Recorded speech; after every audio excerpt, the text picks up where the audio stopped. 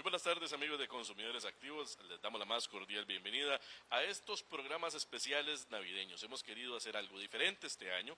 Hemos querido hacer una tertulia navideña, una tertulia de fin de año, con el fin de poder conversar franca, llana, diáfanamente con ustedes sobre las expectativas que tenemos los consumidores para el año entrante, lo que hemos pasado este año y principalmente, tal vez no un análisis profundo, economicista, político de la realidad nacional, pero sí lo que ha sentido la gente, lo que ha visto la gente, lo que ha palpado la gente, lo que le ha costado a la gente este 2019 que prácticamente ya termina. Y para eso, amablemente, don Eli Feinsack nos ha aceptado la invitación, es una invitación cansada porque son varios programas, don Eli, para conversar con todos ustedes sobre estas expectativas, sobre esto que ya ocurrió, lo que ya pasó en el 2019 y lo que tenemos por delante. Muchísimas gracias, don Eli, por aceptarnos esta invitación. Hemos querido cerrar este año porque de todos los invitados que hemos tenido en Consumidores Activos, no podría decir que usted es el de más rating, pero sí lo es, pero lo que sí es cierto es que ha sido quien ha tenido una visión más clara, más ajustada, más oportuna de la realidad nacional y por eso hemos querido cerrar este año con usted. Muchísimas gracias, por supuesto, nuevamente por hacernos el honor de acompañarnos en este cierre de 2019 y este arranque de 2020. No, muchísimas gracias, Gilberto, por la invitación. Para mí es siempre un placer y un honor compartir con consumidores activos. Y bueno, muchísimas gracias por esas palabras tan elogiosas. No, usted se las ha ganado, don Eliezer. Pero arranquemos la tertulia de una vez. En Costa Rica pasan muchísimas situaciones que día a día las analizamos, las contabilizamos, le ponemos número y hacemos fría la realidad nacional, hacemos fría la realidad que vive la gente. Usted le ha dado la vuelta al país este año, otra vez. Usted le ha dado visita a rincones de Costa Rica en donde la gente ni siquiera tiene la perspectiva de que existen. Y se ha encontrado realidades muy distintas. ¿Qué se ha encontrado, don Eliezer? ¿Cómo ha sido la vida que usted ha visto? Los costarricenses que se acercan a usted a hablarle, a exponerle lo que están sufriendo, lo que están viviendo o las alegrías que han tenido. Bueno, yo creo que la gente ha vivido un año muy difícil, ¿verdad? Y en términos generales, no importa si es zona rural, zona urbana, Valle Central o en las zonas alejadas periféricas. Ha sido un año muy difícil, hemos recibido malas noticias. También creo que en alguna medida se ha empezado a ordenar ciertas cosas en el país, pero que tienen un costo enorme para la gente, ¿verdad? Entonces, ¿de qué se queja la gente? Principalmente de la falta de empleo. La gente que tiene actividad productiva propia, ya sea pequeños empresarios, pulperías, salones de belleza, soditas, qué sé yo, o gente que trabaja por su propia cuenta en ventas o como consultores o lo que sea, la gente se queja de lo difícil que están las cosas, ¿verdad? Entró en vigencia la reforma fiscal, quiere decir que cosas que antes por las que no pagábamos impuestos, ahora hay que pagar impuestos, y cuando uno está sentado del otro lado, cuando uno es el oferente de los servicios, representa un incremento del costo para los clientes, ¿verdad? Y entonces, la gente se queja de esa dificultad. Simultáneamente con la reforma fiscal, viene de la mano una serie de requisitos de información que hay que estar presentando constantemente, ¿verdad? Entonces, un agricultor que va a la feria del agricultor cualquier fin de semana, ¿verdad? Le están empezando a exigir que tiene que tener sistemas contables y sistemas informáticos. Bueno, el pago con tarjeta en las ferias del agricultor también, que eso se las trae, ¿verdad? Sí, claro. O sea, digo, hay temas logísticos importantes, ¿verdad? En la mayoría de los casos no tienen ahí electricidad o acceso a internet o lo que sea, pero desde la perspectiva de un campesino, toda la noción de que tiene que llevar un control estricto en una computadora y estar haciendo todos los meses informes a tributación directa, a veces eso es más abrumador que el propio impuesto, ¿verdad? De manera que yo diría que esa ha sido la queja generalizada de la gente, ¿verdad? Por un lado, la falta de trabajo, por el otro lado, el encarecimiento de las cosas producto de esto, ¿verdad? Y por el otro lado, estos requisitos, que yo los llamo requisitos de información, que vienen aparejados con otras leyes, ¿verdad? Que han dificultado enormemente la actividad económica. Y entonces, muchas veces decimos, sí, qué lindo, hay que ingresar a la OCDE y hay que hacer todo lo que la OCDE nos pide, pero todos los proyectos de ley para acceder a la OCDE vienen con requisitos que le imponen costos enormes a los ciudadanos. O sea que ahora oyéndolo hablar, recuerdo cuando estábamos en el trámite del plan fiscal, bueno, los señores diputados que lo aprobaron al final, se nos acercó mucha gente a consumidores de Costa Rica y mucha gente nos decía que no entendían cómo iban a hacer eso, no entendían cómo lo iban a lograr, y hoy por hoy mucha gente no lo entiende. Así es. Y después de la reforma fiscal fue muy interesante porque una persona que llamaremos Marta, ¿verdad?, que tiene un salón de belleza en San José Centro, nos decía, vean, primero yo no entiendo nada de esto, yo no sé cómo voy a hacer, tengo que contratar a alguien que me diga, y eso ya implica un costo más, ¿eh? Pero no solamente eso, sino que meterse en el sistema de Hacienda, abrir la página web, poner www.hacienda.gov.cr, o sea, ese tipo de cosas generan ansiedad, dolor, tristeza, huevazón para mucha gente. Sí. Es decir, como usted lo dice, a veces es más triste meterse en el sistema para pagar un pichuleo, que aunque mucha gente paga pichuleos, ¿verdad? Sí. Tal vez no es el grueso de los impuestos del país, pero sí son montos bajos, y el costo de hacerlo, el costo para pagarlo quizás es mayor para la gente, sí, que lo que va a recibir el gobierno. Bueno, esa es una preocupación, ¿verdad? Y ciertamente los sistemas cuando son desarrollados por el gobierno son complejísimos, ¿verdad? Sí. Cuando se volvió obligatorio el uso de la factura electrónica, yo doy servicios de consultoría. Y en un mes normal yo no facturo más de 3 o 4 veces, a veces 5 o 6 o lo que sea, pero usualmente son poquitas facturas, ¿verdad? Entonces yo dije, ¿para qué voy a contratar un servicio de facturación si hay una herramienta gratuita de Hacienda? Y entonces traté de utilizar la herramienta gratuita de Hacienda. Es un quebradero de cabeza impresionante, y entonces bajé un manual, el manual, no recuerdo, tenía 160 páginas, y entonces sí, me puse a averiguar y me dicen, no, hay un video que lo explica, y empiezo a ver el video, y el video duraba 2 horas. Sí. Entonces no puede ser un software de estos, cualquier empresa lo desarrolla y le hace usted un manualito de 3 páginas y un video de 7 minutos y le explica, le enseña a usarlo, ¿verdad? Y finalmente yo aprendí a usar ese sistema de facturación, y en los primeros meses falló muchísimo, ¿verdad? Entonces recuerdo que una vez era el 8 del mes, yo mandé una factura, y entonces me empiezan a llegar mensajes de que la factura no pudo ser procesada y no pudo ser... Cuando íbamos por el 12 del mes, y esa factura, o sea, 4 días después, ¿verdad? Y esa factura todavía no había sido entregada al cliente, y yo digo, bueno, esto ya es un problema, porque yo necesito que la factura me la reciban para que me la paguen, claro, ¿verdad? O sea, ese tipo de cosas produce muchísima ansiedad.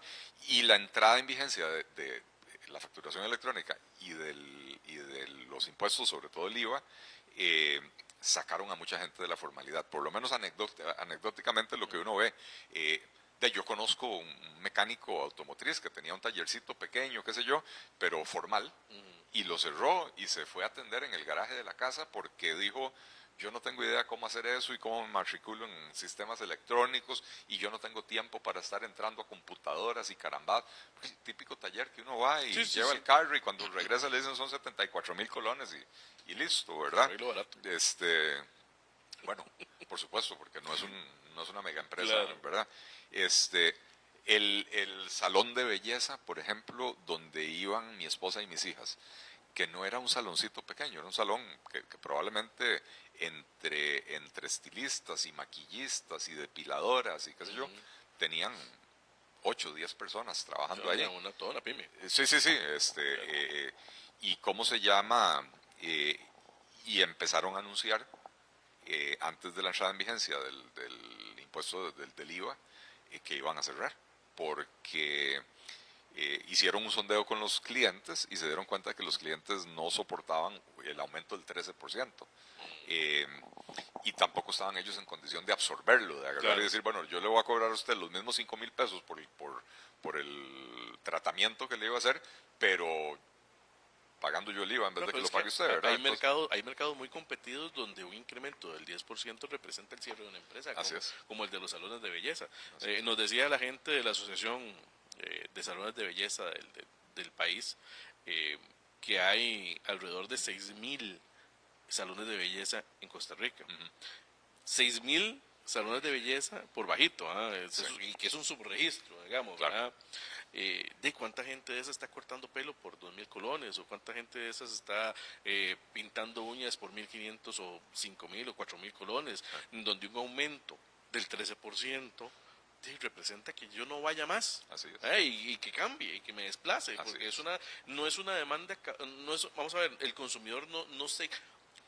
Algunas sí, se casan con la persona que da porque esa es la que les entiende, la que les agarra la forma de la cabeza para cortarles el pelo, o no les gusta, pero en realidad es una demanda que puede moverse sin ningún problema. Sí, y sobre todo cuando es por un tema económico, al final de cuentas, qué sé yo, hay personas como yo que somos derechos pero tenemos dos manos izquierdas, ¿verdad? Yo no podría cortarme el pelo solo, o cortarle el pelo a un hijo mío, qué sé yo, pero hay gente que tiene la habilidad, y entonces dice, bueno, no, necesitamos ahorrar, vamos a cortarnos el pelo en la casa, ¿verdad?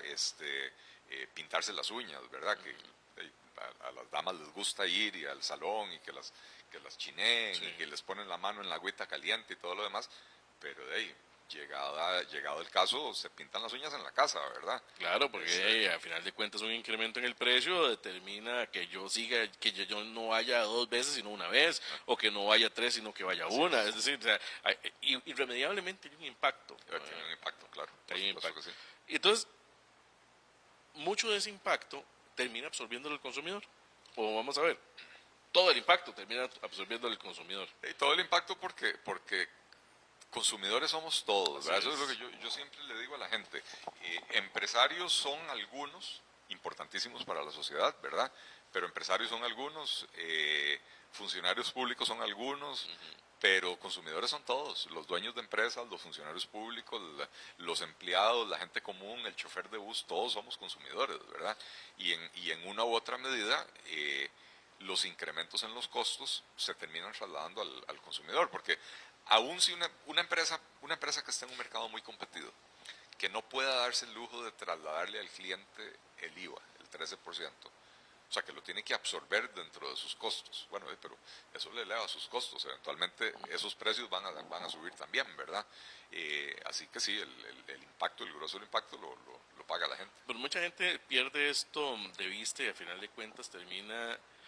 Dirían algunos... Vamos a ver, pongámoslo de manera diferente. Algunos economistas han dicho que esto va a pasar, que la gente se va a acomodar y que la gente va a terminar asumiendo que el país subió sus precios de manera general y que Costa Rica sigue siendo un país caro porque tiene que ser un país caro. Yo no sé por qué tiene que ser un país caro Costa Rica, pero bueno, alguna gente dice es que Costa Rica no puede, vamos a ver, ubicarse en los segmentos de bajos, ¿verdad? De los países baratos. Costa Rica no tiene que ser un país caro y ese es un argumento, voy a decir una grosería, pero hay que ser un gran polo para pensar que para sentirse que porque a uno le cobran $10 por una hamburguesa, uno está en París. Sí, claro. No, perdón, usted sigue estando en el mercado central, ¿verdad? Entonces, ciertamente nosotros no queremos convertirnos en Nicaragua o qué sé yo, pero los costos en Costa Rica son muy altos, los costos de producción, el costo de la vida sí son muy altos, ¿verdad? Y entonces tenemos que ocuparnos de resolver ese problema. ¿Por qué son altos los costos en Costa Rica? Por ejemplo, tema importantísimo para los consumidores, los aranceles de importación, son los impuestos que se le pone a los artículos importados. En Costa Rica se castiga particularmente a los productos de consumo básico, los productos de la canasta básica. ¿Y qué implica eso? Eso implica que si yo tengo un productor de leche aquí en Costa Rica y un productor de leche en Nicaragua quiere mandar su leche para Costa Rica, a la hora de entrar esa leche a Costa Rica tiene que pagar un impuesto del 45-50% y entonces le permite al productor nacional cobrar mucho más cara esa leche, ¿verdad? ¿Y quién la paga? El consumidor. El consumidor. Y entonces, no, Costa Rica no tiene que ser un país caro. Costa Rica podría ser un país menos caro, no sé si barato, pero Costa Rica podría ser un país menos caro con el mismo nivel de ingreso y eso nos permitiría mejorar enormemente la calidad de vida de la gente. Alguna gente de sectores muy particulares, por ejemplo, recuerdo haber tenido esta conversación, don Eli, con gente del sector hotelero, de los hoteleros tradicionales, ¿verdad? Grandotes, alguna gente así. Y esta gente del sector hotelero, hace algunos años, posiblemente ya algunos no estén en la actividad, nos decían, vean, pero es que nosotros no nos podemos, ¿cómo es la palabra que usaban? No nos podemos pellejear. En aquel momento usaban esa palabra. No podemos bajar el nivel de precios. Porque nuestro segmento de mercado es un segmento alto, nuestro segmento de mercado es un segmento para otro público. Nosotros no queremos que vengan aquí los mochileros y demás cosas. Nos decían en aquel momento. Sí. Claro, eso fue antes del advenimiento de Airbnb, eso fue antes de que el mercado se rompiera, ¿verdad? Con las formas nuevas sobre como la gente está viajando. Sí. Pero hay que forzar una transformación. Es un argumento un tanto egoísta, ¿verdad? Claro. El de que nosotros no queremos que aquí vengan los mochileros. A ver, si usted es un dueño de un hotel 4 estrellas o 5 estrellas, por supuesto, usted no quiere bajar sus precios y no tiene que bajar sus precios para recibir a los angurrientos, ¿verdad? Porque usted quiere mantener el estatus de su hotel y de eso depende el éxito de su negocio. Pero eso no quiere decir que el país no quiera recibir a los surfos y a los mochileros y a otro montón de gente que además terminan quedándose o en hotelitos pequeños o alquilan una casita, un apartamento. Dinamizan otros sectores, además de que se dice que es un dólar mucho más democrático, ¿verdad? Porque se reparte mucho mejor, porque ese surfo que va y se alquila una casita allá en Playa Grande o qué sé yo, termina yendo a comer a la sodita del pueblo y va a comprar el desayuno en el abastecedor del barrio y qué sé yo, entonces reparte el dinero, tal vez no gasta tanto como un turista de clase alta, pero... Bueno, es que quizás estamos pensando en la cantidad del gasto, ¿verdad? Quien hacía ese comentario en ese momento, porque posiblemente lo que le interesa es que cada turista venga y gaste $2,000 cada vez que viene aquí, cuando vienen turistas que gastan 500 o $200. Pero mi punto es que hay cosas que no son incompatibles, ¿verdad? Usted puede tener pesca turística y el que viene a hacer pesca turística no se gasta $2,000 en el viaje. No. Se gasta $2-3,000 en un día de salir a pescar. Y eso es buenísimo para el país, ¿verdad? Claro. Pero simultáneamente usted también puede tener las personas que vienen al país con una mochila y a montarse en un bus de transporte público para ir de un pueblo al otro y nuevamente reparten el dinero en diferentes lugares, ¿verdad? Decíamos, don Eli, que el 2019 ha sido especialmente duro para los costarricenses. La gente está tratando de echar para atrás. El Diario Extra publicaba en primera plana hace algunos días que la gente está comprando menos ropa, que está invirtiendo menos en ocio. Y hace un tiempito estábamos dando una charla de capacitación sobre derechos del consumidor en Alajuela. Y una persona nos decía, vean, yo quería comprar carro, yo quería cambiar mi carro. Pero en realidad los créditos que son a 5 o 10 años plazo me establecen condiciones que para mí son muy difíciles. Yo no sé si voy a poder hacerle frente en ese plazo el crédito o si tan siquiera voy a tener trabajo el año entrante. Entonces mejor no compro, no me embarco. Sí. Es una cosa complicada. Es muy complicado porque esa precisamente es la principal preocupación de la gente, ¿verdad? Voy a tener trabajo dentro de 3 meses o dentro de un año, ¿verdad? Cuando uno ve que hay tantísimo desempleo, y cuando uno ve que empresas cierran, que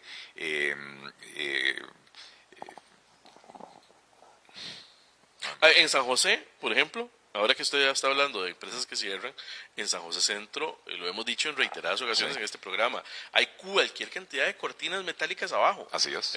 Solamente ahí por las inmediaciones de la Avenida Central, que uno diría, bueno, la Avenida Central es el punto neurálgico comercial de San José Centro. Así es. Por ahí pasa todo el mundo, por ahí compra todo el mundo. Sí. Las estrategias de atracción de gente de la Municipalidad de San José son en la Avenida Central. Así es. Y si en la Avenida Central vos tenés un montón de cortinas metálicas cerradas, hay que ir a recorrer las calles, ¿verdad? Claro. Que son bastante menos comerciales, bastante Transitadas. menos transitadas. Yo tengo la oficina en el centro de San José y entonces camino mucho por ahí, salgo a almorzar, salgo a hacer mandados, lo que sea, y es impresionante la cantidad de pequeño comercio que ha cerrado en el último año, ¿verdad? Y después vos te vas a las otras ciudades y a las otras provincias y la cosa es aún peor. Punta Arenas es una ciudad fantasma, ¿verdad? Yo estuve en Punta Arenas hace unos 3 meses y me reuní con un grupo de gente, entre los cuales habían varios jóvenes entre 25 y 35 años. Y como a mí me gusta conocer a la gente con la que estoy, pues les pido que se presenten, que me digan su nombre, a qué se dedican, en qué trabajan, si tienen familia, etcétera, ¿verdad? Ninguno de los jóvenes tenía trabajo permanente, trabajo fijo. Uno de los muchachos me dijo, mire, hey, yo me metí a Lina a hacer un curso técnico, no sé qué, no porque me nací a especializarme, sino porque ya llevaba tantos meses sin trabajo que dije, voy a aprovechar el tiempo, ¿verdad? Otro que me dijo que él trabajaba, que tenía un acuerdo con el dueño de una empresa, una ventanería, esas instaladora de ventanas, ¿verdad?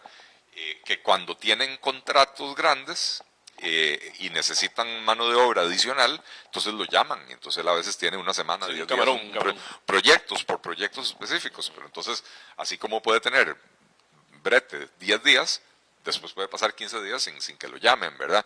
Y te digo, habían, no sé, 6, 8 jóvenes en esas condiciones. Y de casualidad, todos los que estaban en la reunión a la que yo fui, que fue en el Roble de Punta Arenas, ¿verdad? Que es una zona popular y populosa. Claro. Y de ahí, esa es la realidad.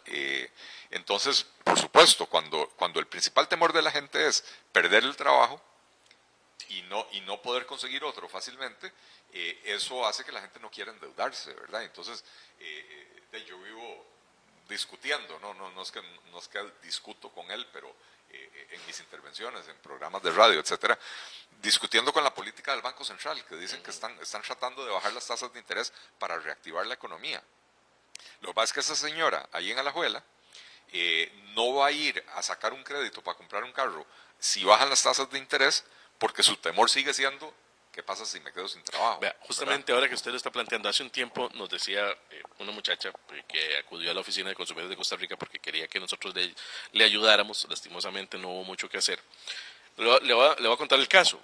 La muchacha, vamos a ver, madre soltera, no tiene trabajo fijo, tiene que hacerle frente a los gastos de sus hijos, tiene 2, y entonces empieza a utilizar herramientas de financiamiento, tarjetas de crédito, empieza a utilizar, saca créditos personales, etcétera, etcétera. Resulta que la muchacha en determinado momento no puede pagar. Y entonces el banco, ¿verdad?, que es el tenedor de su crédito, traslada el cobro de su crédito a un bufete. El bufete, obviamente, como tiene que ganar, ¿verdad?, yo no sé por qué tienen que, pero bueno, tiene que ganar, ¿verdad?, le mete como su, que si fuera malo. Sí, le mete su costo a la cosa, ¿verdad? Y entonces resulta ser que la deuda ya no era X, sino que era X más un 25% de deuda. Y entonces le dicen, vean, hagamos una cosa, páguenos el 50% y sigue pagando. Y le decía, vea, es que usted no me entiende.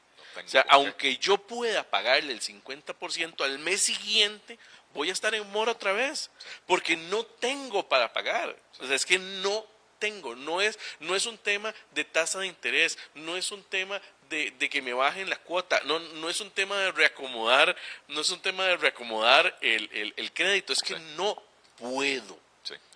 Y ese es el ejemplo de mucha gente en Costa Rica hoy por hoy. Así es, esa es la realidad. Y nuevamente, yo decía, ha sido un año duro, un año malo, la actividad económica ha estado bastante deprimida, el desempleo muy elevado, ¿verdad? Y, y además hemos ido aprendiendo muchas cosas acerca de nuestro país que no lo pintan muy bien, ¿verdad? Y una de ellas es el nivel de sobreendeudamiento de la gente, lo cual quiere decir, Gilberto, que los últimos años que hubo crecimiento económico más o menos razonable, lo estábamos alimentando irresponsablemente a punta de enseñarle a la gente a endeudarse más allá de su capacidad de pago, ¿verdad? Y entonces ahora, por más que bajen las tasas de interés, si la gente ya está hasta el pescuezo de deudas, sí, y con temor de perder el empleo o sin empleo, por más que bajen las tasas de interés, esto no va a ayudarle a la economía. En el próximo programa, el programa de mañana, posiblemente, vamos a conversar sobre dos temas muy particulares. Número uno, ese sobreendeudamiento que usted está hablando. Número dos, lo que estamos haciendo como sociedad para tratar de evitarlo. Número tres, lo que está haciendo el gobierno para tratar de ayudar, que pareciera ser que topó con una piedra en el zapato, que no era otro que los que tienen, que los que son dueños de los créditos. Y por otro lado, el Ministerio de Economía diciendo que esto se arregla solamente con educación financiera. Pero nos ha vencido el tiempo, amigos y amigas. No será sino hasta la próxima que nos volvamos a escuchar en estas tertulias navideñas aquí en Consumidores Activos. Nos vemos la próxima.